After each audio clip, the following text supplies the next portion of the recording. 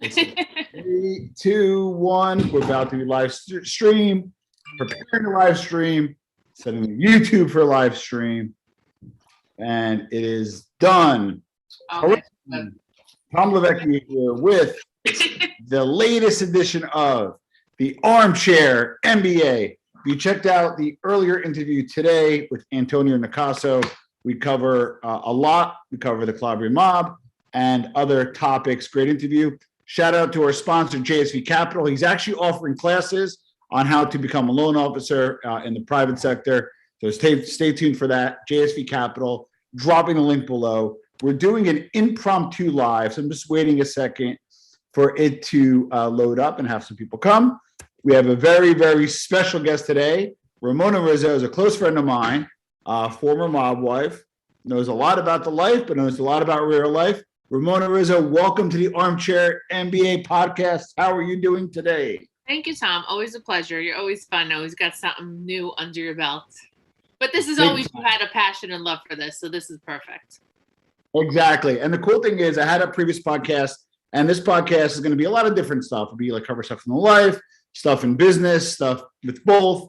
And we're just having a little bit of fun with it, and I'm happy that you're on. So it looks you're like knowledgeable about everything, so you should include everything. You've covered and uncovered a lot of things in your life.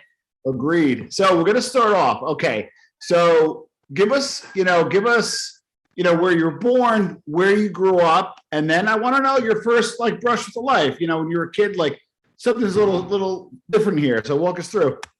I was born in the Lower East Side, LES, Knickerbocker. Wow. I lived there till probably about I moved out in kindergarten.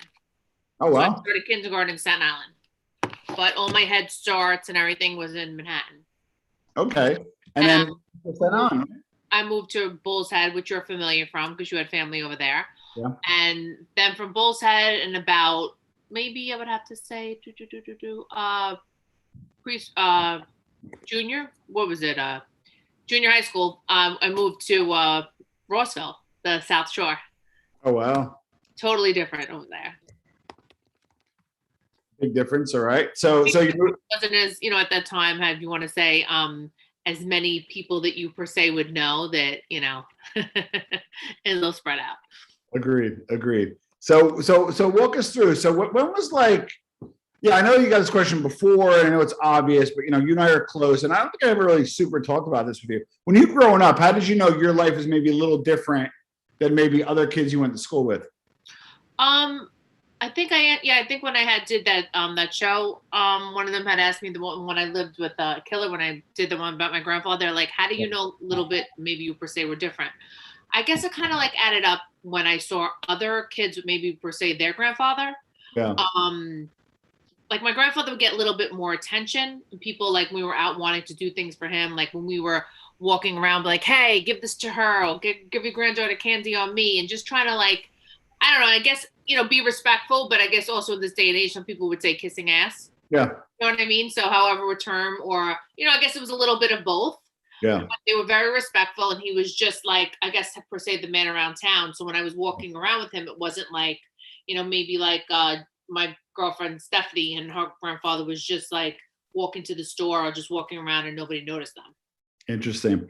Now, a lot of people have interest, and it's interesting, and this, it's kind of cyclical where, nobody, somebody went to your father, and then the movie comes out, but it seems to be heating up again, many scenes in Newark and other shows. So part of what I wanted to go over today, and we talked about this when you were on a few years ago on the podcast, who was Lefty Guns? Who was Lefty Guns to you? Who was he as a grandfather, as a man, and what do people need to know about him? He was just basically, regardless of whatever he did in the street, because I always feel like a true man, his business should be in the street and not taken home with him. Yeah. He was just a total family man. We had values, we had family morals, and family came first. And, a lot of times, I guess maybe I'm grateful and also not too grateful because I guess, I would want him to be around here because my life would be totally different if he was. And, regarding certain situations where, per se, if you're married and things doesn't go right or you're with somebody you wouldn't date, I probably wouldn't have even married my husband if he was around. You know what I'm saying? Like different things just would have taken different turns, and he would have done it in a fashion where I wouldn't have even known about it. Like there would have been no like, warnings or stuff like that. And I kind of respect that more because I think what you don't know won't hurt you. Good point. Good point. Now, did you feel, so you knew he was a special guy and you knew he was a little different. And did you feel protected? Like was there always a little, not like cocky, but did you ever feel like, wow, he's got me, and like, not in a bad way? 100%. He gave me not only like my self-worth and to a sense, build me up on that princess status. And then I'm not saying that like in a snobby way, like in other words, don't settle for anything but the best. Yeah. Don't sit there and just, always be a lady about it, but don't take shit. You don't need to take shit from anyone because, he always had my back. And, the women in my family are very, very strong. And I think it was just a combination of that, seeing what he went through and also what he taught us. Like he never cursed in front of me. You know what I'm saying? Yeah. He was very, very charming and great dresser. Yeah. And, at the end of the day, everyone has their own views of what a person like him should be, but it was totally the opposite. Like I said, one of my biggest, fights was he didn't dress like that. That was like putting a knife in my heart, the way that they made him dress like a real schlep, because from our background, like my mom went to FIT, my grandmother was in, the garment business, her mother, when she came from, Ellis Island and whatnot. So it was just a combination of, what took place in that movie, which a lot of people, which I feel like a broken record, don't truly know, is that the book was, bought by the movie company and it was changed. So it was totally different than the actual book.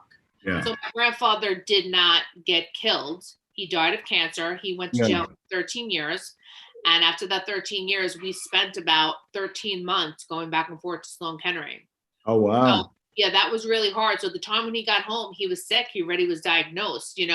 I remember visiting him, and it was a bittersweet moment because I'm a total, which some people know if you're close to me, I'm a big, massive fan of Elvis. Yeah. So I finally got to go to Graceland, but there was a downside on that because I had to go visit my grandfather in jail over there because now, the family had to break it to us that he got diagnosed with cancer. We didn't know what was going to be. If he was going to be, when was he coming home? What was he going to make it out of there and whatnot? And you know how the treatment is in jail. It's horrible, it's horrendous. I feel like they didn't know for a very long time before he was diagnosed. I felt like they don't care. They, they want you to die there. They want you to suffer. And that was something that we really didn't have a lot of time with him. So when he came home right after he passed, that's when the movie came out because he had nobody to revive. Yeah. Oh, no. It was in the making. It was, this was something ready to go. Like they were like, they bought it. It was, I had actually was privy to get the screenplay before that, or the movies, however, what terminology. I worked for a top law firm at the time. And to this day, I felt like I made the wrong decision because everyone thought we got money from the movie. We never did that. It had nothing to do with us. But I actually had the law firm that I work for, we threatened to sue them if they continued to leave my grandmother in there.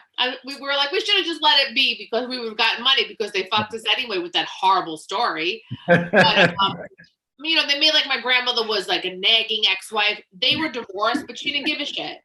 So, they added so many different things. My grandmother got to be taken out.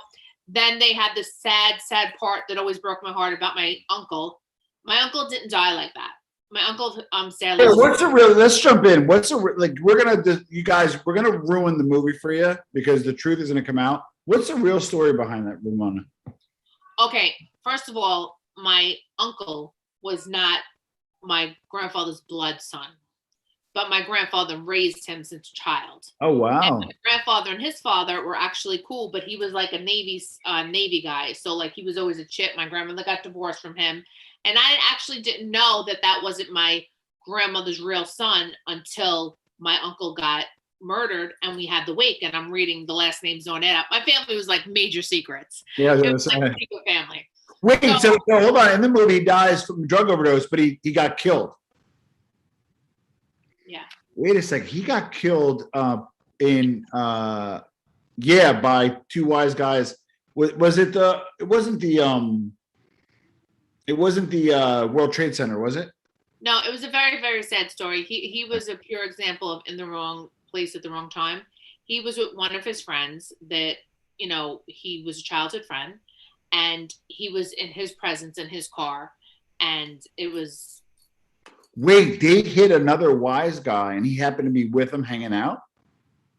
Yeah. Holy shit. Yeah, so there was somebody else. Yeah, it was very sad, very heartbreaking. I'll never forget that day when they told my grandmother and told us all together. It was really, really hard. My uncle was a really nice guy. Was he in the life, or was he a civilian, as far as you knew? He was around with my grandfather, but he wasn't in the life. He was a normal, what I mean? He had friends, you know what I mean? I'm not going to sit there and say he never did dabble in drugs. That was his own issues, whatever he chose to do, but he didn't die like that. You know what I'm saying? That never took place. And your grandfather was still alive when it happened, correct? But he was in jail, so he never got to come. Wow. And I think they actually held that against him too, because even though he raised him, it wasn't really his blood son, so he wasn't allowed to come. When his mother died, my great grandmother, he was allowed to go, but it was an in and out where they actually lifted up my poor great grandmother's dress to see if there were guns under there. It was sick. Yeah. Jesus. And mind you, when my grandfather got arrested, he never even gave them a qualm or any type of issues. He was in his pajamas and had cigarettes. He was outside, and he put his hands up. He was never disrespectful or nothing. So that whole situation, what they did at my great grandmother's wake, was just shows you like. Wow. Because that's the thing, right? So like wise guys, when they get arrested, that's why they're always in the jumpsuits. They know the pinch is coming. Or they go on the lam. They show up later. They're respectful. I hate to say this. My grandfather had no idea, because you have to remember when this all took place, he didn't know who Donnie Brasco was, so he was just casually going downstairs. But either which way, if he wasn't, he would have still been arrested in the same manner. Where take it like a man. He wasn't disgruntled. So for them to sit there and to like go under a lady who's already deceased skirt. A little foul play.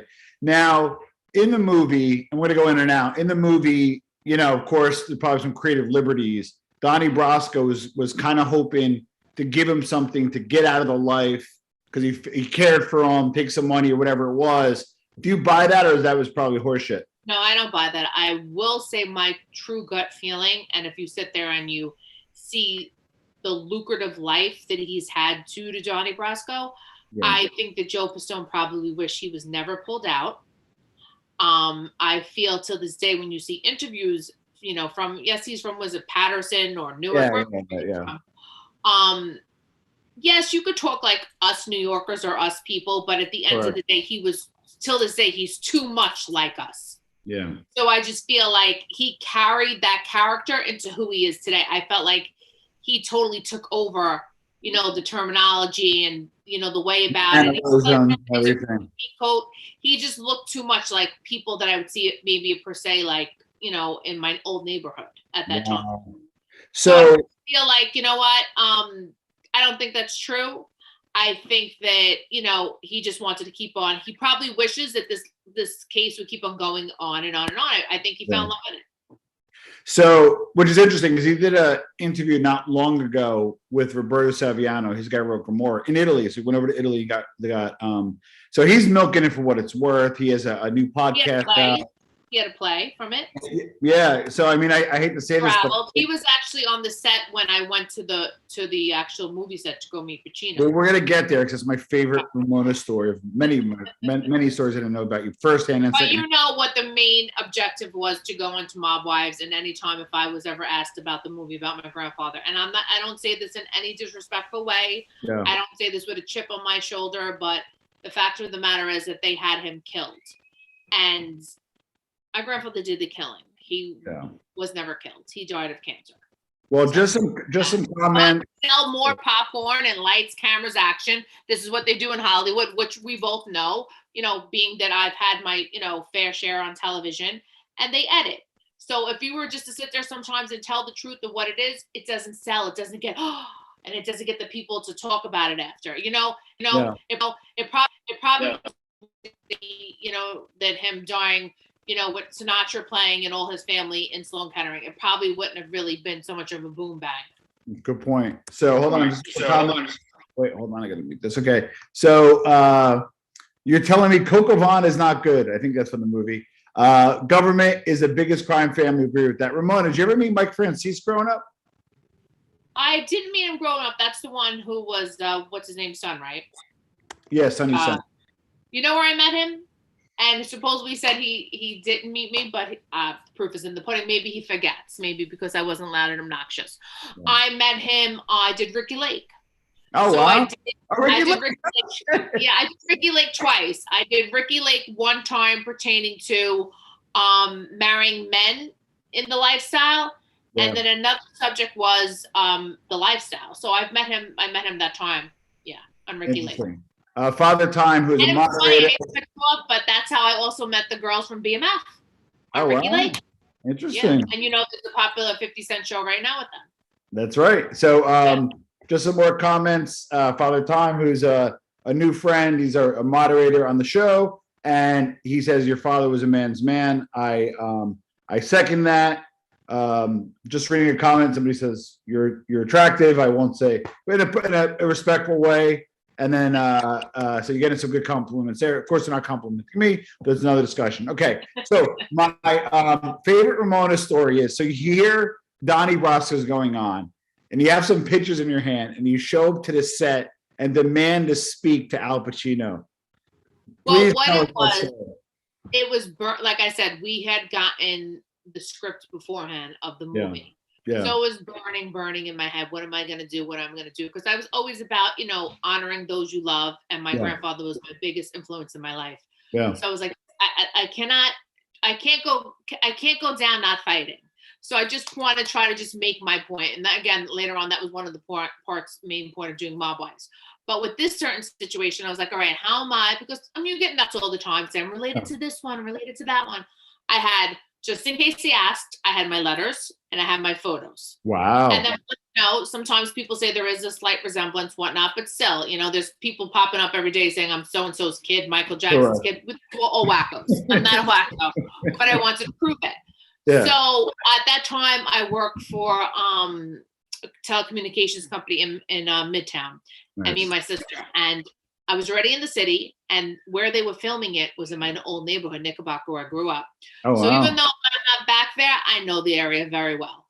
And if I needed anybody, I still have family over there. Love it. So, but I didn't tell anybody I was going. So we got there super early.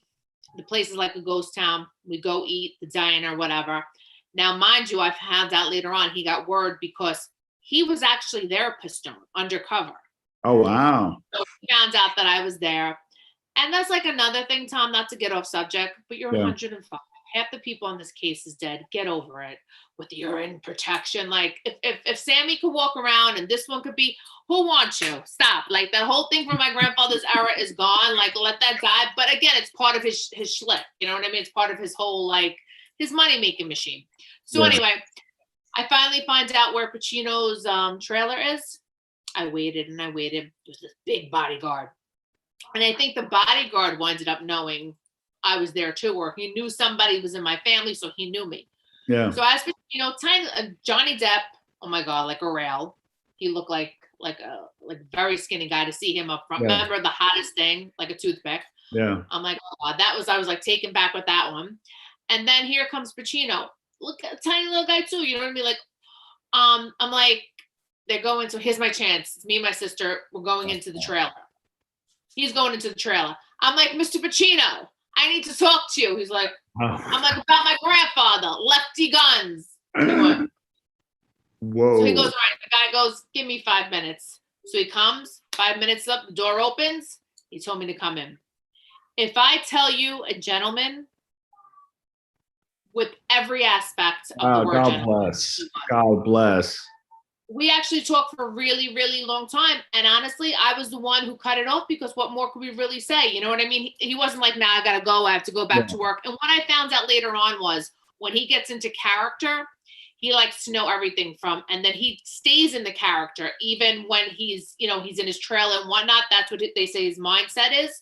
Yeah. So I guess, in a sense, maybe by speaking to me, it also might have helped him. So he was keeping me there. We were both chatting, and I guess it was probably beneficial for him in some way. And he was the one who brought to light to me, because again, I wasn't on TV. I was just knowing from, what was going on with my grandfather, this is going to be a movie, nothing. Yeah. I wasn't in that world yet. So I didn't know the ins and outs. And he explained to me, he said, listen, your grandfather's character is based upon everybody around him. Okay. He's like, it's not just your grandfather. And I guess maybe that's where they got per se, the clothing. Yeah. Because, the wardrobe stylist was seeing pictures of this guy, that guy. Because again, Tom, not to toot the horn, but the man was immaculate. The way that he dressed on point, the best shirts, the best of everything, and it wasn't even up to him. It was what my grandmother did. It's what my mother had, this is just what it was. So this is what his wardrobe consists of. And then he told me that he explained to me once that they bought the book, they had the right to do anything. Now, mind you, I was like 20 something, 22. I didn't know all this. So by me meeting with him, it educated me in that department and it made me feel better. And he explained to me, like, listen, this is Hollywood. You're a fan. You watch movies. And he kind of broke it down to me. But if I tell you polite, such a gentleman, such a nice guy, and it made that so much easier. My sister, who's supposed to be the rock, the tough girl, she starts crying. I'm like, we cried. We got no time for this. Come on. I have to prove who I am, and that's it.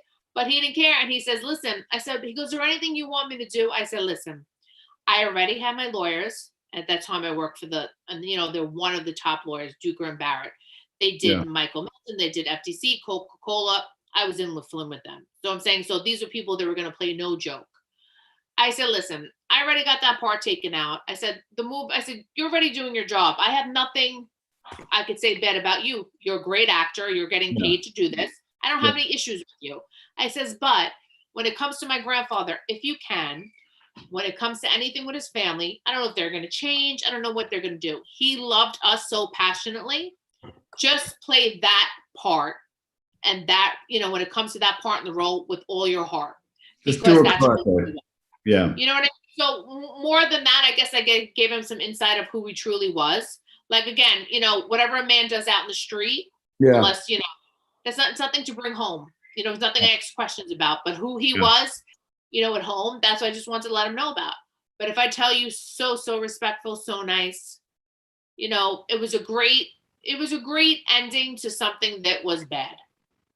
What scale 1 to 10? How do you give him on how well he did at emulating your grandfather? Well, that's the whole thing. As far as emulating, it's not Pacino's fault because at the end of the day, they made him like he was kind of schleppy. The only thing that he got point right was my grandfather was a degenerate gambler. But half of the world till this day, you don't have to be in the mob to be a degenerate gambler. What I'm saying? Go to Atlantic City. Go online betting. It is what it is. That was true. And, regarding his lifestyle, that's what he did. You're a hustler. Up until this whole situation, he was never arrested. He worked on the docks. Really? He didn't have this record. He didn't have a bad record. Oh, wow. He did. And, again, it was never questioned. He did it very well. Yeah, they kind of had him like schleppy, brokester, in and out of jail type guy, Never arrested, did time until this case. Maybe he was arrested per se where we get in and out, but never did time. Is a lion story true? Yes. He had a lion? He had a lion? He had a lion. He had a lion at the club. He had a lion. He had amazing sharks in his fish tank at home. He would love to cook. It was a little bit different. The lion story was a little bit different. But then, as you grew older, I'm like, oh, your grandfather doesn't have a lion. They're like, no. I'm like, okay. So little things started coming together where I knew my grandfather was a little different. Wow, that's insane. Okay. So, Pacino did a decent job. You talked to him a little bit. I never asked you this, so I'm going to ask you today. Did you ever speak to Joe Pistone? Okay, many years ago. And again, I don't, everyone asks me, and I guess people in per se, if you want to label it as lifestyle, they grow up to hate the FBI. I don't grow up to hate anyone because you're doing your job. If you do it properly and do it respectfully, then I respect you. So I have nothing per se against him, but I have a right to have an opinion of what I think of him because I just think that he cashed out on it. And he made a lot of money on it. And I think if it wasn't for my grandfather being pulled in, if he had a choice, I think he enjoyed it because my grandfather was a very likable guy. You know what I'm saying? And you could say he said he did love him. So I'm sure they, had some type of love for each other. And sometimes you get you forget what you're really working for.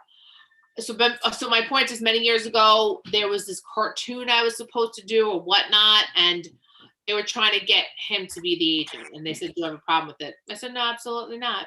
I don't care. You know what I'm trying to say? It's not like I'm being a traitor or anything like that. I said, but what I would like to do, if I really could, if he really wanted to reinvent himself, because he really has to get over the fact that nobody's looking for him, because I feel like they're all dead. Correct. You know what I'm saying? Again, if Sammy could walk around and this one could walk around, what are we doing, guy? So long story short, I said, why doesn't he do? Because again, I lived with a murderer, and mob and pizza are two things that are never going to go out of style. Yeah. If you do a hashtag, it's in the millions. Correct. So long story short, I was like, so why don't we sit there and do like a Q&A? Oh, wow.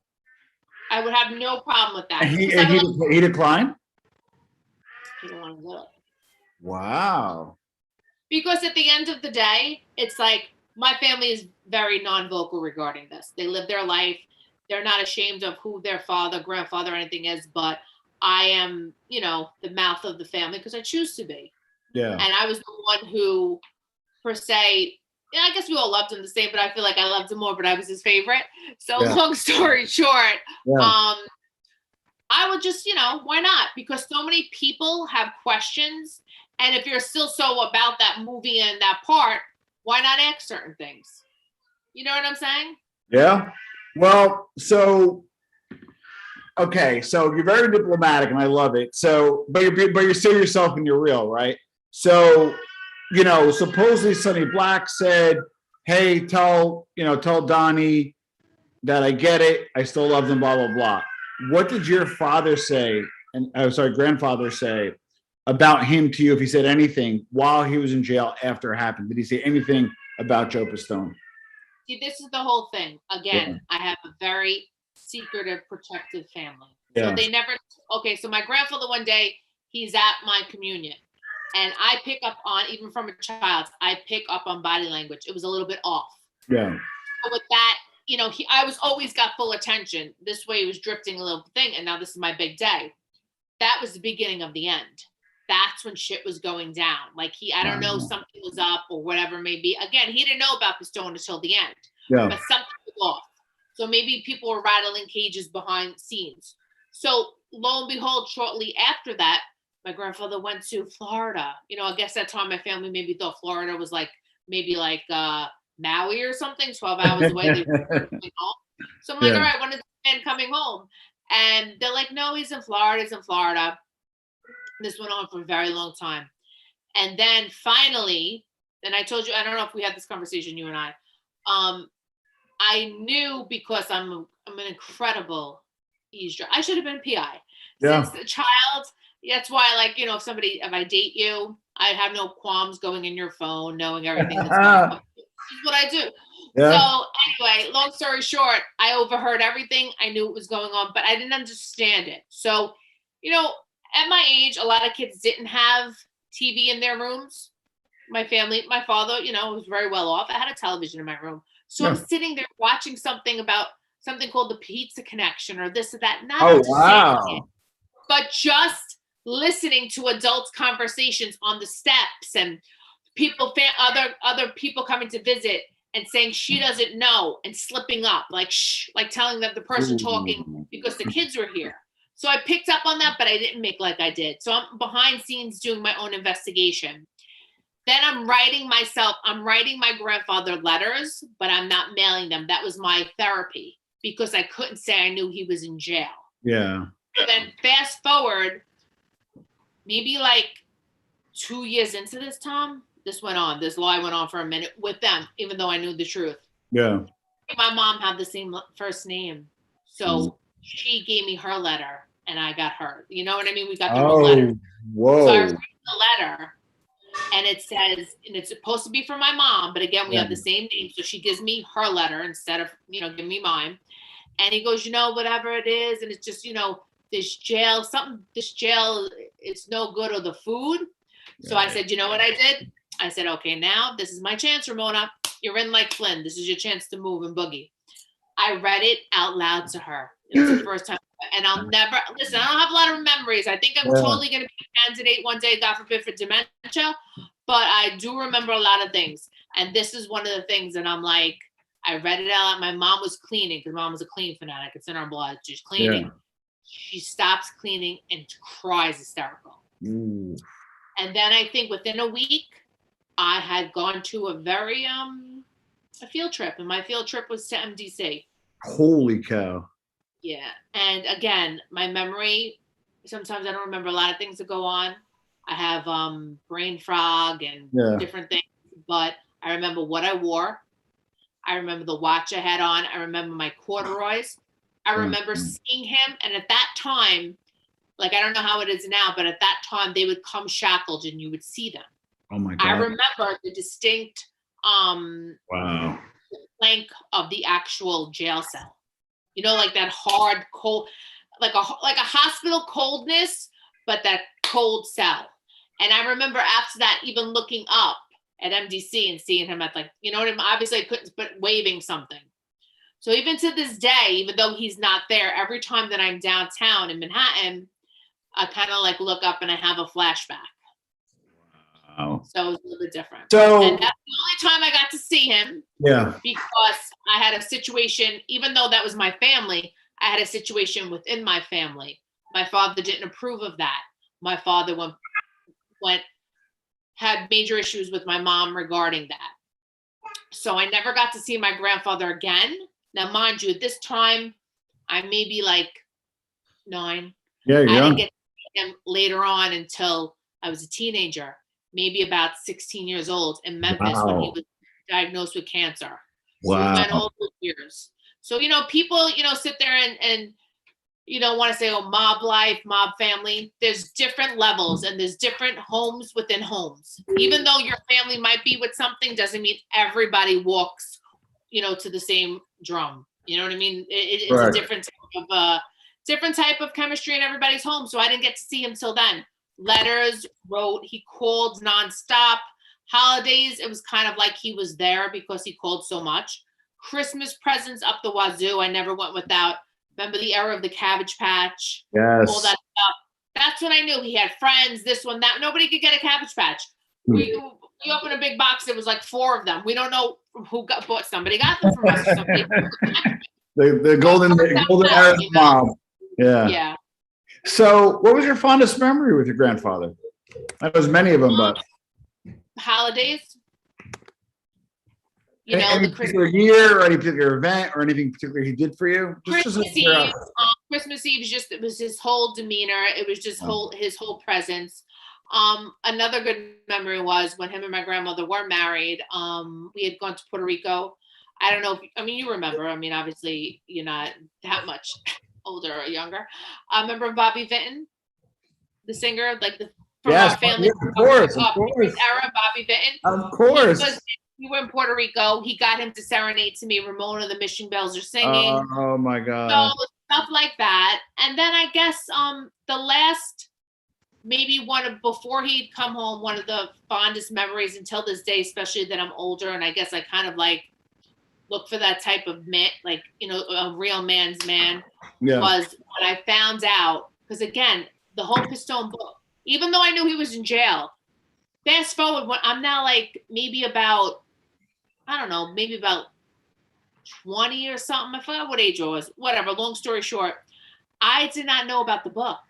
Wow. So I'm having like a meltdown. So when I was given this book by a friend, I started hysterical crying. So then my mother had to tell him. And then he called me and he's like, so you want my autograph? I'm like, okay. And then you know what he told me? He's like, Ramona, is there anything you want to ask me? Because again, mind you, I'm reading this book. I knew he was in jail, but I didn't know all the, you know, the chemistry behind it. You know what I'm trying to say? There was no Google then. Yeah. There was nothing like you could put, like, you know, when I did an interview with Geraldo, he's like, me and Karen did an interview and he's like, you know, Karen, your father killed 19 people. And Karen's like, okay, yeah, right. And then it's Ramona, your grandfather killed 30 people. And I'm like, oh, well, Geraldo, there's a big word here that you forgot, allegedly. So I can't answer or have an emotion based upon a word that, we're going with allegedly, I don't do that, Geraldo. Yep. So he was like, well, this one's a tough one, because at the end of the day, the bottom line was my grandfather had called me, says, is there anything you want to ask me? And I had a moment to myself. It was like kind of like weird. I like stood to myself and talked to myself. Yeah. I was like, you know what? No, because I know him as my grandfather. So anything else that he did outside the home, correct. I didn't see him. It's really none of my fucking business. Correct. Oh well. You know what I'm trying to say? He wasn't no Jack the Ripper and started, pulling people off the corners and killing them, or a mass murderer like Ted Bundy. Yep. Whatever happened within the circle that they all chose to play in, correct, was their business. Nothing to do with me. Nothing to do with me. Only thing had to do with me was when you made friends throughout that. Maybe so-and-so had a daughter or stuff like that. That's how we all start talking, per se. But men do among men, none of my concern. And we left it at that. That's a great point. And so, okay, so the movie comes out. The movie was a hit. To this day, it's still yeah, it's a cult following, popular movie. Like where do you? And again, like I know we kind of talked about, if you talk to Pistone, I know what do you think, but where do you like? So as we're getting older. Not that we're old, we're getting older. Where do you land now? Is there a little bit of it was his job, a little bit of scumbag move, a little bit of a hybrid? Where do you land today on Pistone? He was doing his job, but the issue was with what I have a beef with, is that once you write a book, or do something that you profit from your job, which he did, he profit from, the knowledge that he had on that case, they're supposed to fire you. But I believe I was told that he was rehired to be a teacher or something, where the common person, if you do something wrong, you lose your pension, you lose this, you lose that, and they're not hiring you to come back and go, teach how to drive a bus if you're a bus driver and you fuck up, excuse the French. Correct. But allegedly, after he wrote the book, they, hired him to teach a class or whatever took place. But, he probably doesn't do that anymore. He's probably too busy on his world tours. I mean, the guy's probably almost like, I don't know, what could he be pushing now? In the 70s, I think. Yeah, maybe. Yeah, so at the end of the day, I guess this is his last, type of moments. Maybe he's trying to collect whatever he could, leave something for his family, because his life had to suck too, because he was never home. His family life, I heard he got divorced and whatnot. So maybe he's trying to make it right financially for the people that he didn't get to spend time with. I don't really know. I don't know the man. Yeah. Do I, I don't have any problem. What he did, he was doing his job. The extra about writing the book, well, you know what's interesting, and I trust me, I get like the Son of Sam laws, where like if you did something to harm a family or or harm anybody, you shouldn't profit offset crimes, right? But the same should go in a sense for law enforcement, where like if and I'm a big Jack Garcia fan. I actually like Jack a little bit more than Pistone. And I've spoken to Jack personally, but in terms of like Pistone, it kind of making money off you guys in a way. And it's like, because he was law enforcement, he kind of gets it free and clear, no residuals, no licensing fees. And it's like he rides off into the sunset. I mean, in that sort of way, that might be a little bit of full of shit, It is full of shit, because when it's all said and done, if he was going to make profit, why doesn't that go back into the money for the people? Why doesn't that go back into something that, what I'm trying to say? He made those memories and all those connects while he was working for the government. So if he got paid for the book, maybe it should go back for the people. Maybe it should go to homeless. Maybe it should go against victims of families that got killed. Yeah. You know what I'm saying? Because now you're setting examples for the next person. Hey, if I'm going to do this, and it's open range for me to go write about, my life. Yeah. Now, growing up, you had a good childhood, and you obviously were friends. You were friends with Karen Gavano and other people. Yep. And then now that you're older, you kind of look back in history. These were heavy hitters, not only heavy hitters in the life, but heavy hitters at a time where the mob was super strong. So tell us a little bit about like that kind of era, the 80s, part of the 90s. How was the Sweet 16? How was hanging out with Karen and the crew that I know?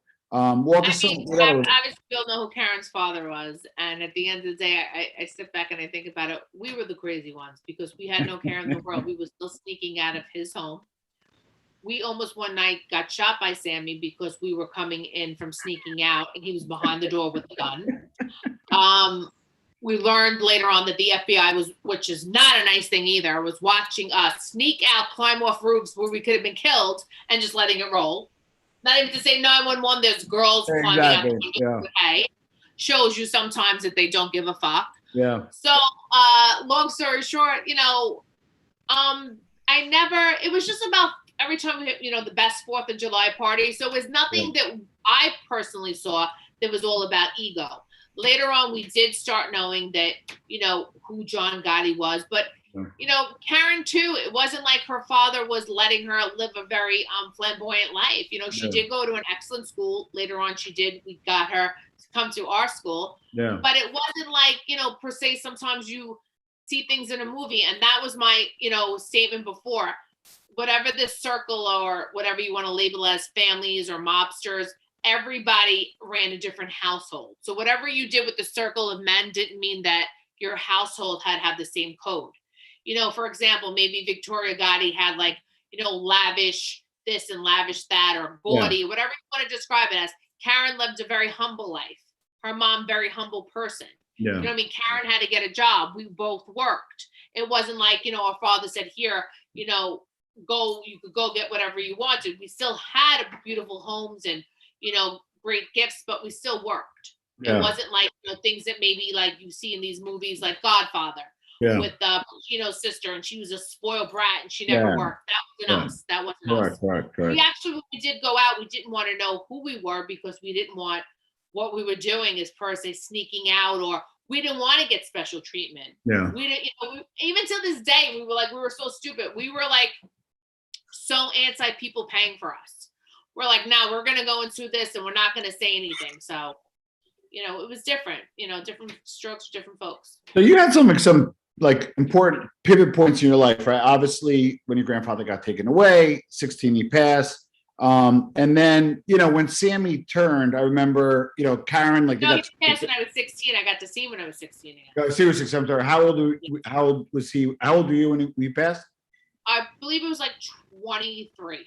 Oh, wow. Okay. So a little bit old. Okay. Yeah. So, and then also you were close to Karen and that whole crew when I remember Karen was even when Sammy flipped, it was they were at a Dodge. What happened from your perspective? Did you have to say bye? I know you're still good friends. How did you reconnect? Because you guys are great friends. That's what I love about you guys. Well, Karen, we're not blood related, and I call her my cousin. And at the end of the day, a lot of people have problems with that. But I'm a true believer in, regardless of whatever her father didn't do, that has nothing to do with her. That's like me holding me accountable for things that my father have done or my grandfather. I believe everybody's their own person. So, our relationship never took a turn for the worse. If anything, it kind of made our bond, I think, grow even tighter, because she really, at that time, and she says it in her book, she had to question who her friends were because people were very cautious about being around her. And also too, was something were they gonna try to do something to her? And if I was, if somebody was gonna be in her presence, were you gonna be, victim of what was gonna take place? Yeah. But like I said, when it was said and done, only problem that I had with Karen was never a problem. The only heartbreak that took place is when she moved to Arizona. Seeing her go into that U-Haul and driving away. Yeah. But that was something she had to do to, start a different life, because New York, it was kind of like a black cloud. Well, it's time to be in New York for her too. Yeah. Yeah, now she's back. She's different. She's older and she can handle her own. But she had a lot on her plate as a young girl. Yeah. So I think Arizona, especially after visiting there, beautiful state. Yeah. Great, great food, great atmosphere. It was probably the best decision for all of them. And that was probably the biggest heartache that I had when she left. But anything else, my heart broke for her for what took place. Yeah. It was a lot of scrutiny, a lot of, hardships she had to deal with. Sometimes she spoke about it, sometimes she didn't, but it was just part of the path that God created for her and everybody around her. Now, there's parallels, right? Because I'm, as friends with Karen as well. She's great. My cousin was married to Rena, and my mother kept me away from everything, so that's why I didn't, know them all growing up. I actually met Karen for the first time at the Entourage premiere, which is a lot later in life, which is kind of funny. But we're still friends, but what's interesting is having seen your grandfather, right, who in the life stand-up guy, took it like a man, and like that's a man's man, and I don't think anybody could deny it, right? Versus Sammy, and Sammy's sharing more of a story now, where even in my opinion, even if he's telling 10% of the truth, you kind of don't blame the guy, but he also went a different route from your grandfather. So how do you reconcile, like, hey, I respect Sammy, I appreciate Sammy, but he took a totally different route from your grandfather? How do you wrestle with that? How do you reconcile that, if you don't mind me asking? This is a conversation I had myself a long time ago. Yeah. And said it out loud, and I don't care who's mad at me, who's not mad at me. Yeah. People, I around, in my environment of this livelihood. Okay, look, I love my grandfather more than anything. He chose to do what he chose to do.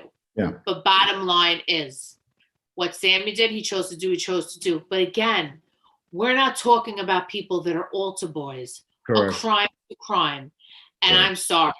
There's no rules in being a criminal. Who made the rule book? The rule book? Yeah. So if that's what he chose to do, you know what? Is there honor among thieves? So we allegedly pricked our fingers. It is what it is. So who's going to punish you? You're already going to hell for whatever the frig you did. Yeah. So at the end of the day, what? And again, I feel like, Sammy did that because those tapes were hard. Those tapes were very, very hard to heal, to hear, to swallow. That was a lot. Like, you're riding hard for somebody or your crew, regardless of what it is, if it's crime or if it's not crime. Imagine being on a basketball player and this is your guy who's supposed to have you back, whatever you want to label, point guard, whatever the shit goes on when you play a sport. And this guy's trying to sabatage you and make you take the whole L for the team. Nah. Good point. You know what I mean? Yeah. Well, also, and I get. And then plus you have a family and I have a family. Really? You don't know better than me. So if this boat's gonna go down, let's all go down together. Or keep your mouth shut. But he never thought he was gonna be hurt. So once he was hurt, your true colors get exposed. And then those other things that I heard where he couldn't even hear the tapes or whatever. So now you want me to? I'm allegedly you're all gonna fight for me, but my lawyer can't be privy to certain things. Oh no. Well, that's what makes it interesting. And I don't know. I get a lot of crap for this on the podcast, and we got a good crew watching tonight, so I think they'll give me less crap. I think a lot of it had to do with, and Francis talks about this a lot, where the mob didn't evolve quick enough, meaning once when Rico came down, right, it was like a shit show. They had you. So you have to change your business model. You always got to be evolving. They were doing the same thing. And Gotti was a very flamboyant guy. There's a lot of people that believe, and you can't disagree per se, that all that media attention didn't help. Like, it's supposed to be a secret society, and you're on Time Magazine. That was another thing. I mean, you're supposed to be allegedly a plumber, but you're wearing suits, that cost more than what you make in a month. You know what I'm saying? So you kind of liked the spotlight. You liked making that. It was kind of like you were in love with being, that guy in the Daily News and the Post. You know what I'm saying? Every other week. So certain things should have, meeting in the same places, and photographers are outside. It's kind of like you're asking for the heat. Correct. But then also too, my take on it is it okay for the other ones that were respected until they were double agents? Like, was the name of double agent Scarpa? Wasn't he? Yeah, Scarpa. Yeah. Right? Wasn't he? He got free to go kill people, but he was still working with the government. Yep. And on top of it, like, all of a sudden they were going hits, and the guys that typically had an FBI detail suddenly weren't around. So that was just a crazy time. So you're letting people killed under your watch. And so to me, it's like, okay, so Sammy wasn't really the first one to kind of like, you know what I mean? But being the persona that John Gotti built, the Dapper John, he was like kind of like, I guess maybe our first, even though we had Capone and we had, all the other, but I guess Gotti was definitely the number two, and like, but guys, but it was a time that we were living in, and Tom, it was a time like we were first coming, like, you know, we were maybe that close to getting to the generation with the computers and stuff like that. So it's not like you're going back and could you really get that much stuff on Paul Costello? No, but if it was this day and age, he would be all over the internet. Correct. Where Gotti's family keeps it alive. The Johnny Leets keep it alive. Yeah. You know, his grandkids, if they would have had that show right now, growing up Gotti, it would have been through the roof. Yeah. Because to me, they were the first ones that were kind of with the Jersey Shore without the hair, but it wasn't a day and age of internet. Yeah. We didn't have any Instagram. Yeah. We didn't have any TikTok. Correct. So kind of Jersey Shore took over what those kids were. Who was the first ones to have the kids, the Gotti kids, the hair like that? You know what I'm saying? Yep. But it didn't take off as much because we didn't live in that time. Now, I know you pay no attention to this stuff, and that's why I love you. There's this like whole mob tube where there's like a lot of podcasts popped up, and I luckily I've been doing it for a while, so I never got into the mix. I didn't need to, and kind of kept out of the lane. But what's interesting is a lot of people argue kind of like the spectrum of rats, as they call it, right? So let's go super extreme. Obviously, Joe Valachi. You know, Sammy would fall under that extreme where maybe he testified. I don't know who's Joe Valachi. See, I don't really keep. Oh, that was 1963. Well, that's the best part. The people that are into life don't know like the history. But again, like, see the Joe Valachi, because it probably wasn't a time. If I wasn't in that life, probably would have no choice but to know because social media didn't evolve then. If he did that now, it probably would have been in everybody's face, regardless if you liked it or not. My girlfriend, she was in Ohio, and she just said, "Oh, some guy died. He's a big mob boss." I said, "Who?" He knew about first because it was on her alert for Fox News. I'm like, this makes Fox News. So this is what I'm saying. If it would have been a different time, more people would have known about it. Well, good point. But here's my point, right? So you have, conclusively, but Mike Francis, a guy who I had on my show and I'm a big fan of. Some people get on him. He never rat on anybody in the life, as far as I know. He took the stand once against some guy, Norby Walters. But me personally, I'm going to get crap for this. I don't, was he an informer? Yeah. Did he inform? Yeah. But I don't consider him a rat. Would you consider a guy like that a rat? Or like, where do you land on like something like that where? What was the story? I'm so confused. Like, all I knew about he testified. He testified against a guy named Norby Walters. And a guy was in the mob. I think he was in either an agent or the music business or both. And that's the only guy he ever rolled on. He didn't roll on any of his former compatriots. Oh, so the guy was an agent? No, meaning an agent, like a sports agent. And I think he was in the music business. And that's the only guy he ever informed on. He never informed of any made guys in the life. He never put anybody in jail. And, he has a show, which other people consider dry stitching or stitching. But I don't agree. Would you consider like a guy like Francis a rat? I mean, at the end of the day, who's you really ratting on if it pertains to him? But again, there's no honor among thieves. Like, again, who's sitting and called the shots? Who did he really hurt? Like, I've heard so many different stories. Did he rat on his father? Is he really not his father's kid? Yeah. His father's 105. He's getting out of jail. He's a born-again Christian. He had oil. He had this. Who gives a shit? Yeah. You know what I'm saying? And then there's another guy that's on a lot. He's getting popular now. But who do you know and who do you follow? I have nothing against this man. I don't know him, so I'm going to put it out there. But it's like listening to, when you say something like watching paint dry, if watching paint dry had a sound. Which guy? That Calandro? Oh, Jimmy Calandro, yeah. Oh my God. Yeah. No, I can't. You didn't know him, right? Growing up? I don't know him. I have nothing against him, but it's painful to hear. Okay. Because his stories, Sammy's very entertaining. Sammy's on cue, yeah. You know what I'm saying? Franchise, I remember when I did him, you could see he was very polished. Oh, very. So he talks very very calming. You would never know he had a mean bone in his body. Don't know if he does or he doesn't. But this Jimmy guy, insane. Interesting. Johnny Elite is a character. You know what I'm trying to say? Like, he keeps it going. He keeps you. I don't know if his stories are true, not true. I'm not here to tell you. He keeps you interested. This Calandro guy, he's just. Well, I'll give you. Red Bull. I'll give you my take, and I stay to the drama, and I disclose where I can. So I got friendly with A-Light, and one of the challenges I have with John is. And again, I'll give you the positive and I'll give you, the negative. the positive was I met him in a diner and we were working on a project together. And a captain and a soldier walked in from I think they're the Lucchese's, and and he, and this is after he rolled. He didn't get up. He wasn't nervous. He wasn't twitching. He wasn't like shoddy. Like he wasn't over. Like I'm not saying he was running around hugging these guys, but he kind of stood his ground a little bit. Like he wasn't like, Tom, you got to go, or hey Tom, fuck you. Like he was very like even keel, right? And then they saw him. They already ordered their coffee. They threw a 20 and they got up, right? Not because they were scared, just didn't want to be around him. So I'll get, and I've been out with him socially where we saw people and like he didn't back down, right? My challenge with him, and I got to catch up with him, is there's a lot of stuff that he brought up over the years that are hard to reconcile. Like he went to Castellano's house, like he went to the Ravenite a little more often than he said. So there's certain things that even as a friend I have some challenges with.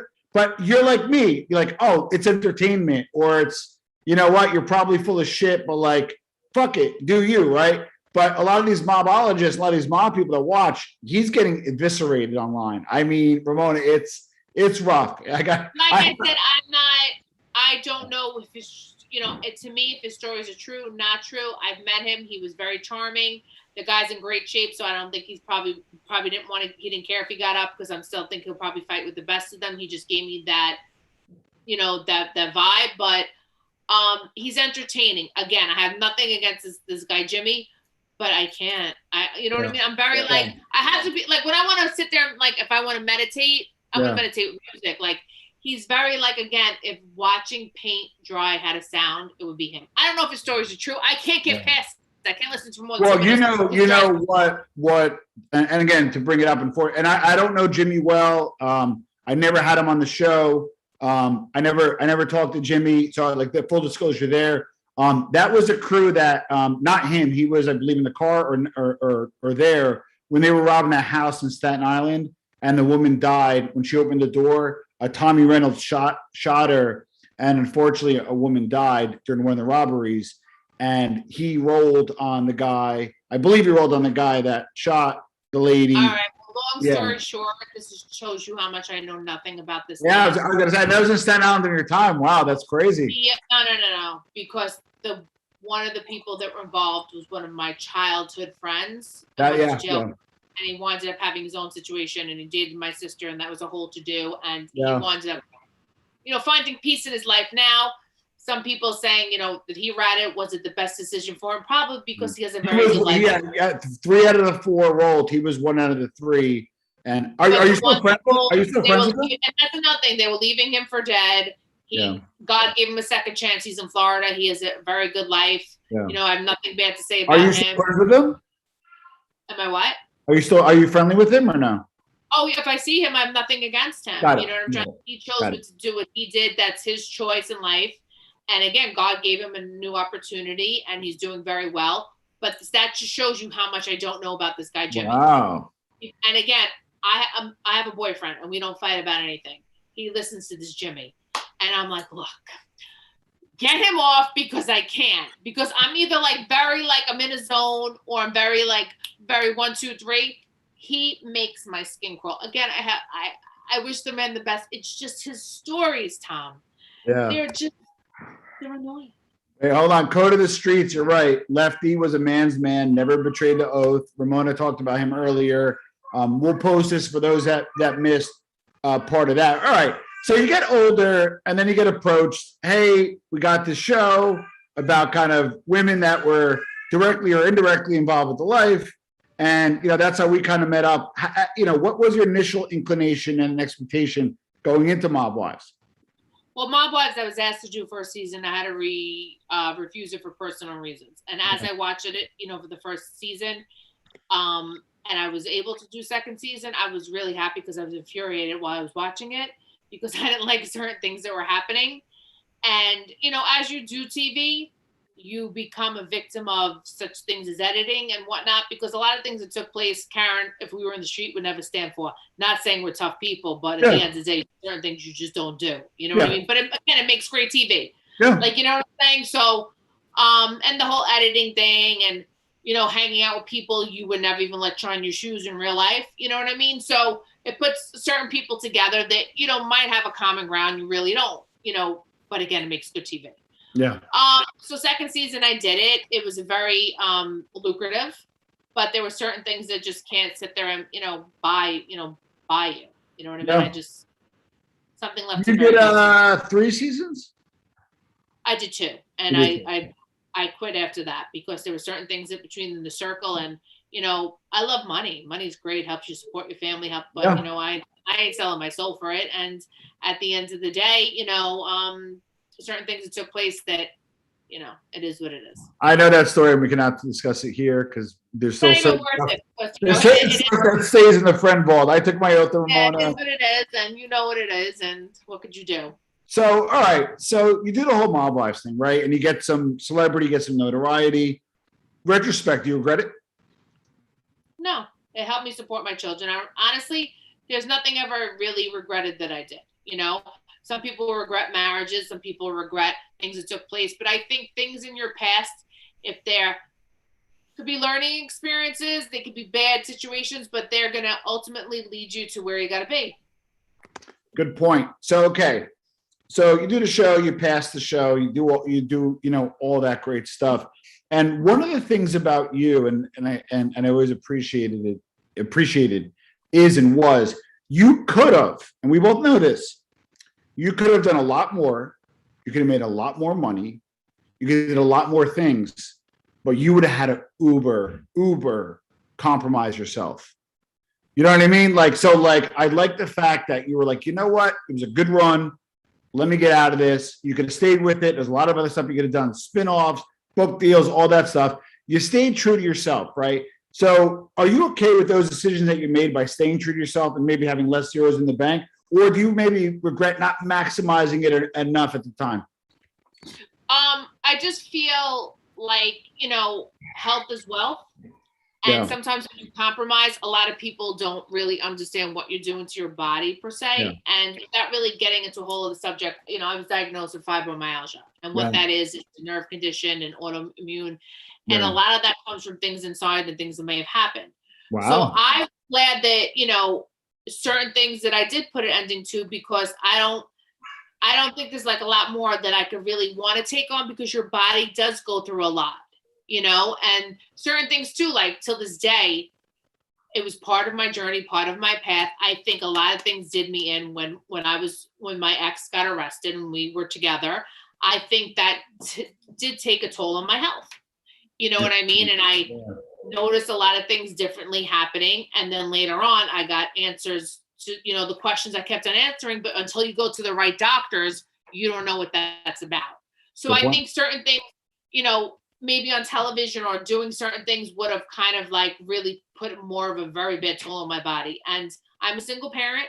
I want to be here for a long time for my children, to see their children be born and whatnot. And money's great. Everybody loves it. It helps a lot of things, brings a lot of happiness, but I'm not looking to compromise. Am I going to sit there and say that a book is off the table? There will be, but there's not the right time, because I can't tell the full story now. Yeah. Because if I tell the full story, then I have to go deal with certain things that I don't want to deal with right now.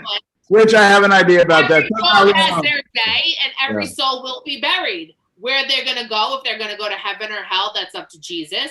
But at the end of the day, I'm not willing to say that now, because, Good point. What do you tell your children about your grandfather? Great man. They know when I swear on him, they know that I mean business. And they're like, so I swear on my grandfather.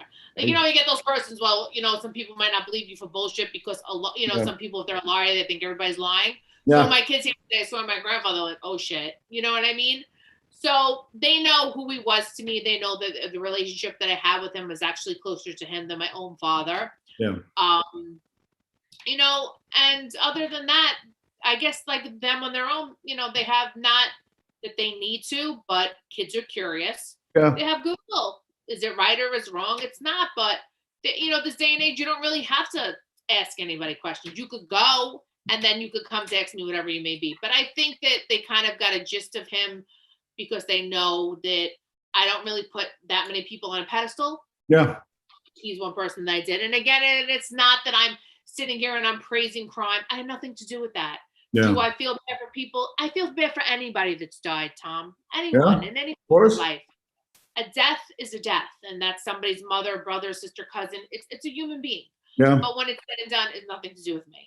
Good What I mean? I loved him for him. Good point. So you always have something going on. What's next for Ramona Rizzo? Oh, I just basically now, it's so funny because I've caught up with people I haven't seen maybe since the show, and they're like, wow, you are different. I still can be a spitfire, a little bit of a firecracker, but I am very, very zen. And I do a lot of meditating. I love chakra. I do a lot of Reiki healing. Oh, wow. I make spiritual candles, and I have a whole Do spiritual you ever do Rolfing? Which is? It like beat the crap out of you. They like stretch you and do all these crazy things to you, and let's go and like No, the only thing that I do like that I don't let anybody beat me, Tom. I'm not into that. I'll do the Thai massages where they stretch me like a rubber band. That's incredible. Wow. Reiki healing, big believer in. I make candles. I deal with crystals. I have a whole spiritual line. Even when I was living in the Middle East, I was a strong believer. In our culture, it's the evil eye. But being that I was introduced, so it was the horn for your protection. But being that I was introduced to a whole other story and a whole other life of the Middle East, I also have friends that were Greek, and I was very big believer and big supporter of the evil eye. So my line basically, forms around that, the hand of God. And, it's just very spiritual. And like I said, I'll curse the shit out of you if you bring me to that level. I try not to get there because I'm more like balanced and whatnot. That's awesome. And other than that, I'm just very calm. So that's what I do now. I have a business, Spiritual Slinger. And I've been very busy with private candles and all different things. So get me the link or the whatever you have, because I'll put a link. We have a pretty supportive group. We're going to conclude, but before we conclude, I'll take 5 respectful questions. They've been pretty respectful. We have moderators. What they do is you don't want to get crazy, Tom. You don't want to get nuts. Exactly. So shoot the questions. 5 first respectful questions, and before we wrap it up, let me see. No question. Okay, we got a little over 100 people watching. Let me just see. I'm surprised that they're probably typed. They're like, "Oh my God, just gonna answer questions." Let me just see. That's a comment, and thank you for deleting that. It wasn't bad. It just wasn't, a question. I'll go up to see some questions. Bay 8th, I agree with you. Hey Rob, how are you, buddy? Oh, Brooklyn guy, Vinny, how are you? I didn't see you were on. Guys in the chats, I got to toggle back and forth. Another complimentary comment towards you. Okay, what's your favorite memory of Lefty? I know we kind of asked you, but maybe another specific one, or Puerto just Rico. Ask again. Just vacation in Puerto Rico, Florida, stuff like that. Fun in the sun. Nice. Do you think Pacino, the way he did anything, did he honor your though he played his role, do you think he honored your grandfather? I think he did the thing when he was shocked about the whole situation. When it came down, they found out that Pistone was an agent. That was totally on point because he was blindsided like the rest of us. Got it. How tall are you? You're like 5'6", right? I love you. I'm barely 5'5". I say 5'5", but I'm a little bit of a tight. I haven't seen you in a while, and you were always on heels.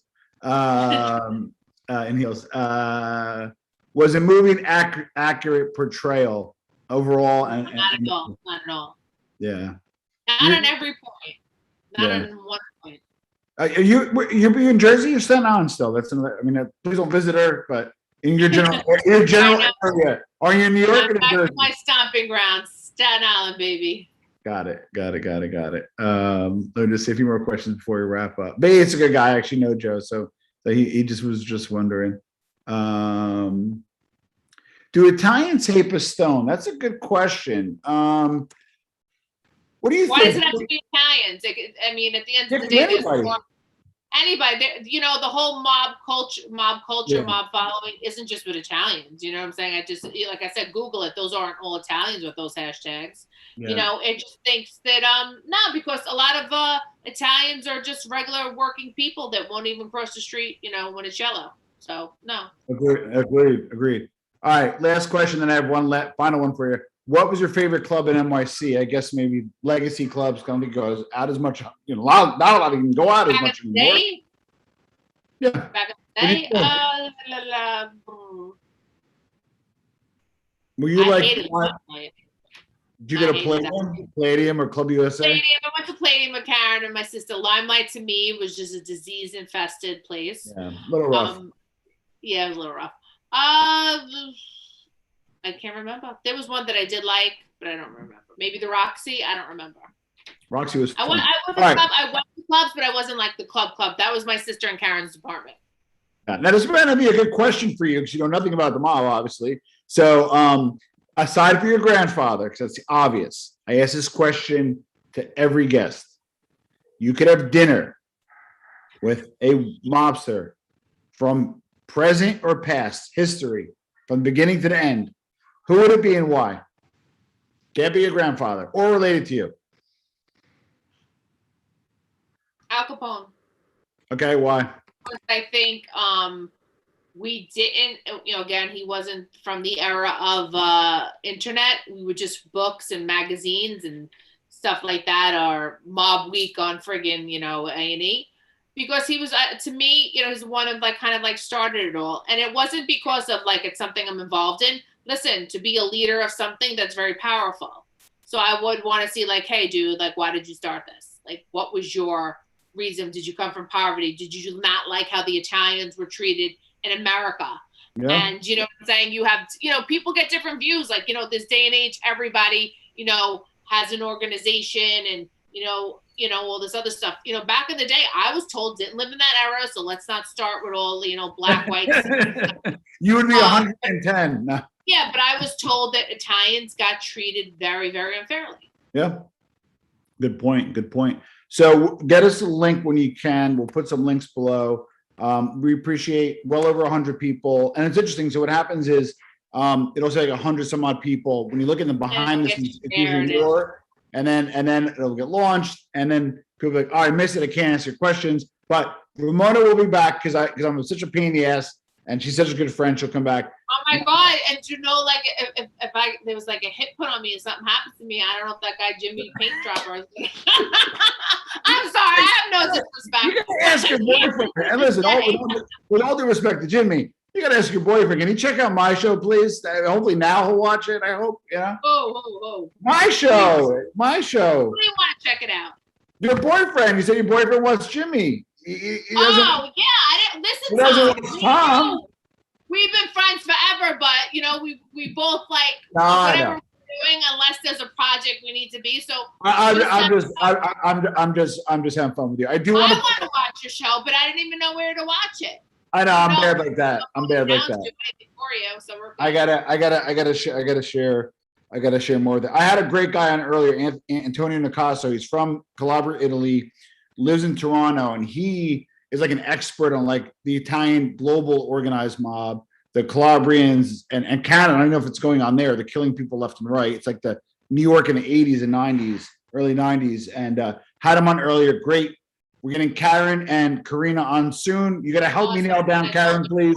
But you know what? You know, at the end of the day, though, like people, what they really, regardless of whoever you're going to get, not get, people need to understand that, you know, everybody could sit there and be, like, for example, if somebody's a freaking shoe salesman, doesn't mean they're going to be the same shoe salesman. Agreed. Like somebody could be allegedly in this mob and be a very loud guy, a quiet guy.